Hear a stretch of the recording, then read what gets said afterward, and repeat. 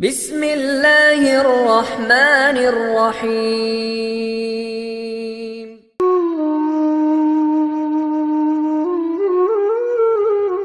مسلمانوں کے دوسرے خلیفہ حضرت عمر فاروق رضی اللہ تعالی عنہ کو اسلام کی تاریخ میں بہت بلند مقام اور مرتبہ حاصل ہے۔ اسلام قبول کرنے سے پہلے وہ قبیلہ قریش کے معزز اور بہادر نوجوانوں میں شمار ہوتے تھے۔ اسلام قبول کرنے کے بعد انہوں نے اسے چھپایا نہیں بلکہ کھلے بندوں اپنے اسلام کا اعلان کیا اور سب مسلمانوں کو ساتھ لے کر کعبہ میں جا کر نماز پڑھی۔ ان کی جرأت اور بے خوفی ہی تھی کہ رسول پاک صلی اللہ علیہ وآلہ وسلم نے ان کو فاروق کا لقب عطا فرمایا۔ فاروق کا مطلب ہے حق اور باطل یا سچ اور جھوٹ میں فرق کرنے والا۔ تاریخ میں انہوں نے فاروق اعظم کے لقب سے شہرت پائی۔ یہ لقب ملنے سے پہلے انہیں عمر بن خطاب ہی کہا جاتا تھا اور قریش کے دوسرے لوگوں کی طرح ان کا پیشہ بھی تجارت تھا اور وہ کبھی کبھی اس سلسلے میں دوسرے ملکوں کے سفر کرتے رہتے تھے۔ اسلام قبول کرنے سے کئی سال پہلے حضرت عمر بن خطاب ایک دفعہ تجارتی قافلے کے ساتھ مال لے کر مکہ سے شام گئے۔ قافلے میں قریش کے کئی اور بڑے سردار بھی شامل تھے۔ یہ قافلہ شام کے سب سے بڑے شہر دمشق گیا اور وہاں اپنا مال بیچ کر واپس مکہ کی طرف روانہ ہوا۔ تھوڑا سا فاصلہ طے کرنے کے بعد حضرت عمر بن خطاب کو یاد آیا کہ ان کی ایک رشتہ دار خاتون نے انہیں کچھ سونا دیا تھا کہ اسے بیچ کر اس کے لیے کچھ کپڑے وغیرہ لیتے آئیں۔ انہوں نے اپنے قافلے کے ساتھیوں سے کہا کہ فلاں عورت کا کام کرنے واپس دمشق جا رہا ہوں، کوشش کروں گا کہ یہ کام کر کے جلد واپس آ جاؤں۔ حضرت دمشق واپس گئے تو بازار بند ہو چکے تھے۔ مجبوراً وہ ایک سرائے میں ٹھہر گئے اور سو گئے۔ تھوڑی دیر کے بعد اللہ کا ایک بندہ سرائے میں آیا۔ انہوں نے آپ کو جگایا اور اپنے ساتھ اپنے گھر لے گیا۔ معلوم نہیں یہ نیک آدمی آپ کو پہلے سے جانتا تھا۔ حضرت عمر بن خطاب پہلے بھی کئی بار دمشق آ چکے تھے یا ان کے والد خطاب سے ان کی واقفیت تھی۔ اس نے آپ کی بڑی خاطر مدارت کی۔ کھانا کھا کر تو وہ سو گئے اور ان کا میزبان رات بھر عبادت کرتا رہا۔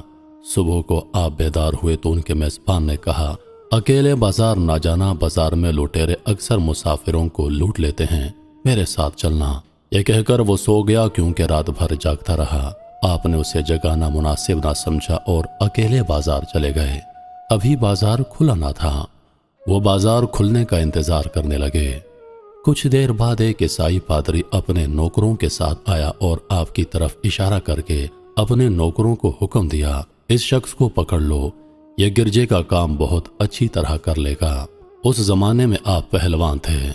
پادری کے نوکروں نے ان کو پکڑ لیا اور ایک پرانے گرجے میں لے گئے۔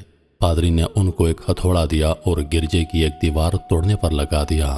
ایسا معلوم ہوتا تھا کہ وہ اس جگہ نیا گرجا بنوانا چاہتا ہے۔ آپ دن بھر کام کرتے رہے۔ کہیں شام کو جا کر چھٹی ملی، وہ تھکے ہارے سرائے میں آ کر بیٹھ گئے۔ پہلے دن والا نیک آدمی آیا اور اس نے پوچھا، آپ کدھر چلے گئے تھے؟ آپ نے اسے سارا قصہ سنایا اور وہ پھر انہیں اپنے گھر لے گیا اور ان کی بڑی خاطر مدارت کی اور انہیں تاکید کی کہ کل بازار جاتے وقت مجھے ساتھ لے جانا۔ اس کے بعد وہ عبادت میں مشغول ہو گیا اور آپ سو گئے۔ دوسرے دن آپ بیدار ہوئے تو اپنے نیک میزبان کو سوتا پایا۔ انہوں نے اب کی بار بھی اس کو جگانا مناسب نہ سمجھا اور اکیلے بازار چلے گئے۔ اتفاق سے پھر وہی پادری اپنے نوکروں کے ساتھ آیا اور آپ کو پکڑ کر اپنے ساتھ لے گیا۔ ان کو غصہ تو بہت آیا لیکن کیا کرتے، غیر ملک میں وہ اکیلے تھے اور کوئی ہتھیار بھی پاس نہ تھا۔ دوسری طرف پادری کے ساتھ 7-8 نوکر تھے اور سب ہتھیار بند تھے۔ پہلے دن کی طرح آپ ہتھوڑے کے ساتھ گرجے کی دیوار توڑتے رہے۔ جب دھوپ تیز ہو گئی تو پادری اور اس کے نوکر انہیں کام میں مشغول دیکھ کر چلے گئے اور آپ دیوار کے سائے میں دم لینے کے لیے بیٹھ گئے۔ اتنے میں وہ پادری گھوڑے پر سوار چپکے سے آیا اور آپ کے سر پر کوڑا مارا اور کہا، ہم سب گھر گئے اور تم نے کام چھوڑ دیا۔ اب آپ کو صبر کی تاب نہ رہی۔ انہوں نے ادھر ادھر نظر دوڑائی، ہر طرف سناٹا تھا۔ انہوں نے پادری کو گھوڑے سے کھینچ کر نیچے گرا لیا اور اس کے سر پر ہتھوڑے مارنا شروع کر دیے۔ وہ بہت چیخا چلایا لیکن کوئی اس کی مدد کے لیے نہ پہنچا۔ آپ نے ٹوٹی ہوئی دیوار کا ایک بھاری ٹکڑا اٹھا کر اس کے سر پر دے مارا۔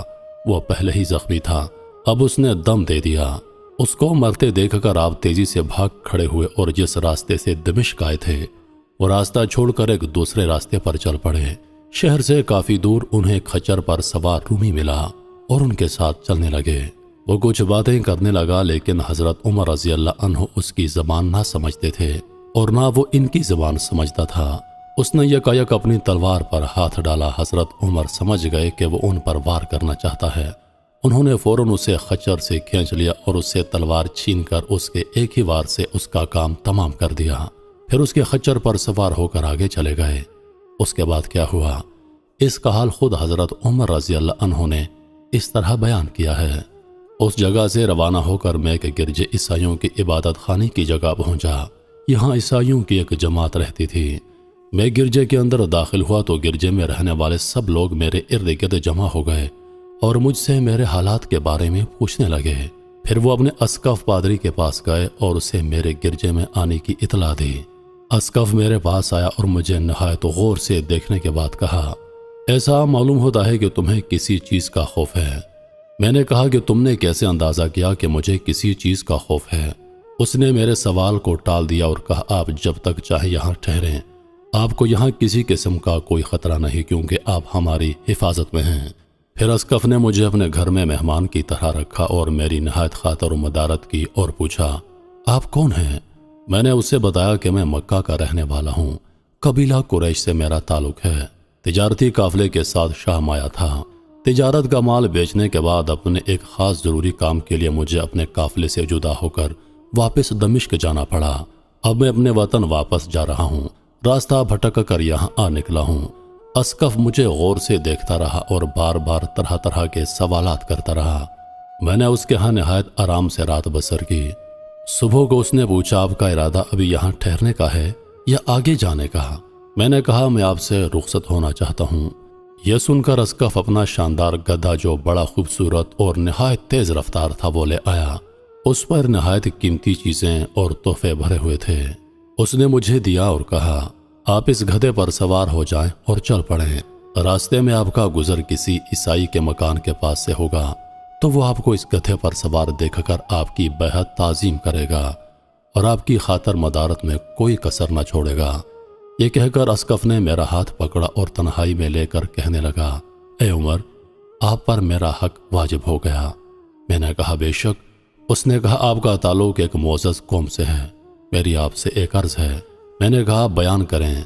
لیکن حیرت کی بات ہے کہ آپ کا جیسا بڑا آدمی مجھ جیسے پریشان حال مسافر سے کوئی عرض رکھتا ہو۔ اس نے بڑے یقین بھرے لہجے میں کہا، سنیں، میں ایک ایسا آدمی ہوں جسے اللہ نے آسمانی کتابوں کا علم عطا کیا ہے۔ میں نے آپ کی ذات میں بہت سی ایسی نشانیاں دیکھی ہیں جو ظاہر کرتی ہیں کہ جب ایک مقررہ مدت پوری ہو جائے گی تو حالات میں زبردست تبدیلی آئے گی۔ اس وقت آپ ہمارے ملک کے حاکم بن جائیں گے اور یہاں کے سب شہروں میں آپ کا ہی حکم چلے گا۔ پھر اسقف نے اپنی جیب سے دوات، قلم اور کاغذ نکالے اور کہا، میری عرض یہ ہے کہ آپ اس کاغذ پر لکھ دیں کہ اس گرجے اور اس کی جائیداد پر جزیہ اور کسی قسم کا حکومتی محصول معاف ہوگا۔ میں نے حیران ہو کر اسقف سے کہا، آپ مجھ سے مذاق تو نہیں کر رہے؟ اس نے کہا، قسم ہے اس ذات کی جس نے عیسیٰ علیہ السلام پر انجیل نازل فرمائی، میں جو کچھ کہہ رہا ہوں وہ بالکل سچ ہے۔ آپ مہربانی کریں اور میری درخواست قبول فرمائیں۔ میں نے اسقف کی باتوں کو اس کا وہم سمجھا اور جس طرح اس نے کہا اسی طرح لکھ کر کاغذ اسے دے دیا اور گدھے پر سوار ہو کر چل پڑا۔ راستے میں مجھے کئی جگہ عیسائیوں کی جماعتیں ملی۔ انہوں نے اسقف کے گدھے پر مجھے سوار دیکھ کر میری بڑی خاطر مدارت کی۔ میں اسی طرح جگہ جگہ عیسائیوں کا مہمان بنتا تبوک پہنچ گیا۔ تبوک شام اور عرب کی سرحد کے قریب ایک قصبہ ہے۔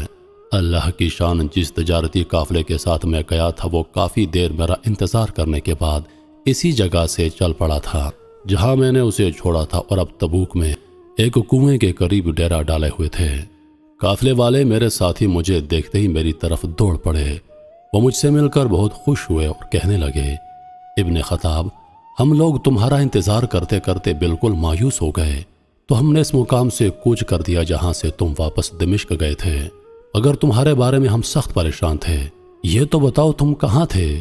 میں نے وہ تمام حالات بیان کیے جو مجھے دمشق میں پیش آئے تھے، لیکن اسقف سے جو میری گفتگو ہوئی تھی وہ بالکل ظاہر نہ کی، کیونکہ میں اسقف کی باتوں کو اس کا وہم اور اس کے عقیدے کی کمزوری سمجھتا تھا۔ قریش کے ایک سردار ابو سفیان بھی اس قافلے میں شامل تھے۔ انہوں نے مجھے اس شاندار گھوڑے پر سوار دیکھ کر کہا، ارے تم لوگ اس جوان کی اقبال بندی تو دیکھو، اسے کسی ایسے میدان میں چھوڑ دیا جائے جہاں نہ پانی ہو نہ سبزہ، پھر بھی اسے رزق مل جائے گا۔ اسقف نے رخصت ہوتے وقت مجھ سے کہا تھا جب میں اپنے ساتھیوں کے ساتھ پہنچ جاؤں اور گدھے کی ضرورت نہ رہے تو اس کی رسی کو خرجوں پر رکھ کر اور خرجوں کو مضبوطی سے باندھ کر گدھے کو اسی جگہ چھوڑ دو۔ میں نے ایسا ہی کیا۔ یہ دیکھ کر ابو سفیان نے کہا، ارے یہ تم نے کیا کر دیا؟ گدھے کو ایسی جگہ چھوڑ دیا جہاں سے چور اور درندے اکثر گزرتے رہتے ہیں۔ میں نے کہا، اس کے مالک نے مجھ سے ایسا ہی کرنے کی ہدایت کی تھی، وہ اس کی عادتوں سے زیادہ واقف ہے۔ اب وہ جگہ گدھے والا کنواں کے نام سے مشہور ہے۔ وہاں سے روانہ ہو کر ہمارا قافلہ مکہ پہنچا۔ میرے اور اسقف کے درمیان جو گفتگو ہوئی تھی وہ مجھے بھلائی نہ بھولتی تھی۔ پہلے تو کئی دن تک میں نے اسے دل میں ہی رکھا، لیکن پھر مجھ سے ضبط نہ ہو سکا اور میں نے یہ راز اپنی رشتہ دار خاتون کے سامنے ظاہر کر دیا جس نے مجھے سونا دیا تھا۔ وہ بڑی عقل مند خاتون تھی۔ اس نے مجھ سے کہا، اے ابن خطاب، میں تمہارے بچپن ہی سے تم میں اچھی نشانیاں دیکھ رہی ہوں۔ تم جب بہت چھوٹے بچے تھے تو میں نے ایک دفعہ خواب میں دیکھا کہ تم لمبے ہوتے جا رہے ہو اور تمہارا قد اتنا لمبا ہو گیا ہے کہ اس نے آسمان کو چھو لیا۔ یہ دیکھ کر میں نے خواب میں کہا، ارے یہ میرے بچے کی کیا حالت ہے؟ کسی نے کہا، یہ لڑکا دنیا اور آخرت میں بھلائی پانے والا بنے گا۔ جاہلیت کے زمانے میں اس قسم کی باتوں کا مطلب میری سمجھ میں نہیں آتا تھا۔ مکہ میں ایک شخص اہل کتاب یہود و نصارہ میں سے تھا جو بہت گمنام تھا۔ عام لوگ تو اس سے واقف بھی نہ تھے، لیکن قریش کے سردار اسے پہچانتے تھے اور اس کی بڑی عزت کرتے تھے۔ ایک دن دوپہر کے وقت اس کے ہاں گیا اور اس کے مکان پر پہنچ کر اسے آواز دی، دروازہ کھولیے، مجھے آپ سے ضروری کام ہے۔ اس نے دروازہ کھول دیا۔ میں نے اس سے کہا، میں آپ سے چند باتیں کرنا چاہتا ہوں اور چاہتا ہوں کہ ان کو آپ اپنے دل میں راز بنا کر رکھیں اور کسی کے سامنے ظاہر نہ کریں۔ اس نے ایسا کرنے کا وعدہ کیا تو میں اپنے سفر کے تمام واقعات اس کے سامنے بیان کر دیے اور اپنے رشتہ دار خاتون کے خواب کا بھی ذکر کر دیا۔ جب میں اپنی گفتگو ختم کر چکا تو اس نے کہا، اے ابن خطاب، جس کو تم نے معافی کا وعدہ لکھ دیا وہ اس زمانے میں عیسائیوں کا سب سے بڑا عالم ہے۔ جو کچھ اس نے کہا وہ سب سچ ہے اور جلد ہی وہ تمہارے سامنے آئے گا۔ جہاں تک تمہاری رشتہ دار خاتون کے خواب کا تعلق ہے تو اس سے ظاہر ہے کہ مکہ میں ایک بہت بڑا انقلاب آئے گا۔ زمانہ ایک نئی صورت اختیار کرے گا اور آنے والے زمانے کے آسمان و زمین بدل جائیں گے۔ میں وہاں سے گھر چلا آیا اور اس کی ساری باتیں میرے دل میں محفوظ رہیں۔ تھوڑے ہی عرصے کے بعد قریش کی مجلسوں میں رسول اللہ کا ذکر ہونے لگا۔ یہ لوگ اس بات پہ ناپاک بھون چڑھاتے تھے کہ محمد اپنے آپ کو اللہ کا رسول کہتے ہیں، لوگوں کو بتوں کی پوجا کرنے سے منع کرتے ہیں اور ایک اللہ کو ماننے پر زور دیتے ہیں۔ جلد ہی اللہ تعالیٰ نے اسلام کو ظاہر کر دیا اور مجھے یقین ہو گیا کہ حالات وہی صورت اختیار کر رہے ہیں جن کی طرف آسمانی کتابوں کے عالم شام کے اسقف نے اشارہ کیا تھا۔ یہاں حضرت عمر بن خطاب کا بیان ختم ہوتا ہے۔ نبوت کے 6 سال حضرت عمر بن خطاب نے اسلام قبول کر لیا اور رسول اللہ کے جانثار ساتھی بن گئے۔ رسول اللہ نے اس دنیا سے پردہ فرمایا تو حضرت ابوبکر صدیق رضی اللہ عنہ مسلمانوں کے پہلے خلیفہ بنے۔ جب ان کی وفات ہو گئی تو حضرت عمر بن خطاب رضی اللہ تعالی عنہ خلیفہ بنے۔ ان کے سفر نامے کی روایت کرنے والے راوی کا بیان ہے کہ حضرت عمر بن خطاب اپنی خلافت کے زمانے میں شام تشریف لے گئے تو ایک بوڑھا آدمی جس کے بال برف کی طرح سفید ہو چکے تھے عیسائیوں کی ایک جماعت کے ساتھ ان کی خدمت میں حاضر ہوا اور عرض کیا، اے امیر المومنین، کیا آپ مجھے نہیں جانتے؟ میں نے عرض کیا، اگر آپ شام کے فلاں گرجے والے اسقف ہیں تو میں آپ کو جانتا ہوں۔ اس نے کہا، جی ہاں، میں وہی اسقف ہوں۔ حضرت عمر رضی اللہ عنہ نے فرمایا، میں نے آپ سے لکھ کر جو عہد کیا تھا وہ ابھی تک قائم ہے۔ اللہ نے اپنے رسول کے ذریعے ہمیں عزت بخشی۔ انہوں نے ہمیں اللہ تعالیٰ کے پسندیدہ دین اسلام کی طرف دعوت دی، ہم نے اسے قبول کیا۔ آپ ہی نے مجھے ان باتوں سے آگاہ کیا تھا، اب آپ کو کون سی چیز اسلام قبول کرنے سے روکتی ہے؟ بوڑھے اسقف نے حضرت عمر رضی اللہ عنہ کی باتیں سن کر اسی وقت اپنے ساتھیوں سمیت کلمہ پڑھ کر اسلام کی دولت حاصل کر لی۔ اللہ تعالیٰ کی صحابہ کرام پر لاکھوں کروڑوں رحمتیں نازل ہوں، آمین۔